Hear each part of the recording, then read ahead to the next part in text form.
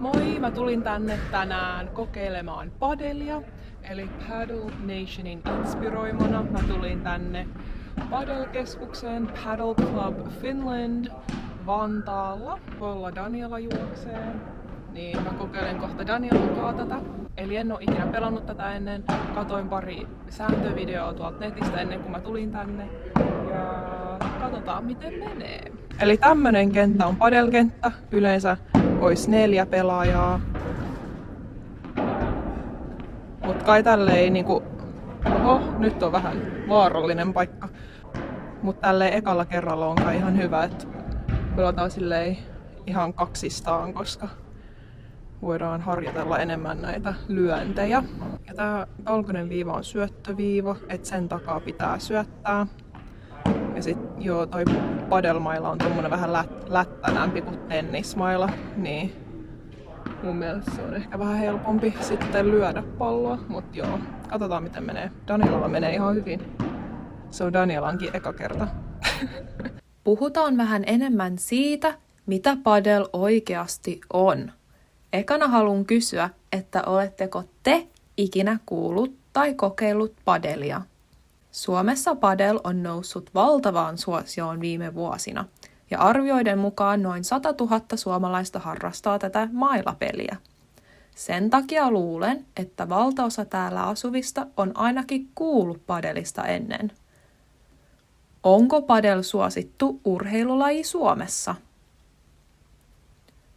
Padelia siis pelataan yleensä 4 hengen porukassa, mutta sitä voi myös pelata kaksistaan. Padelissa käytetään padelmailaa.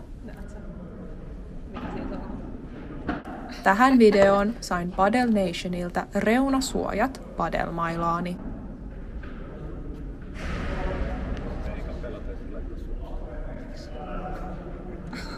Eikö nimenomaan ekana laiteta suojiksi, että sitten pelataan?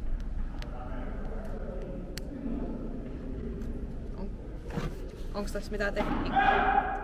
Sain kustomoitua sen itse haluamallani tavalla, niin laitoin omaani sanan voittaja ja 2 pientä kuvaa Sydneystä, totta kai.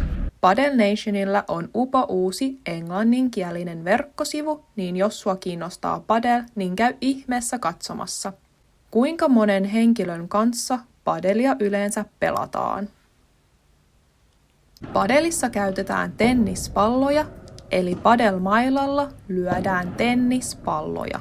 Padelkenttiä ympäröi lasi- ja metalliseinä, mikä on mun mielestä tosi hyvä juttu.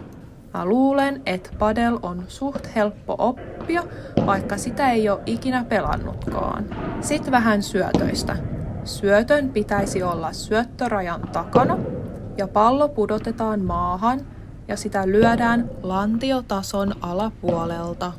Padelissa pallo saa osua kerran lattiaan ja sen jälkeen se pitäisi syöttää takaisin toiselle puolelle. Pompun jälkeen se voi osua seinään ja siitä voi sitten lyödä pallo toiselle puolelle. Voiko padelissa pallo osua seinään?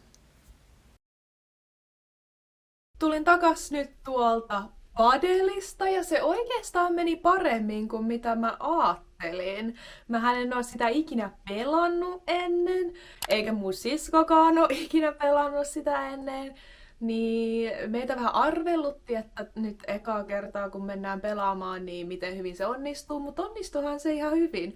Ja me ollaan yhdessä pelattu tennistä ennen ja on ollut vähän vaikeaa ja haastavaa, niin mun mielestä padel on paljon helpompi silleen oppia. Ja sitten se tuntuikin vähän helpommalta. Meidän molempien mielestä se oli kiva, että siinä padelin kentän ympärillä on se lasi ja se niinku verkkoaita.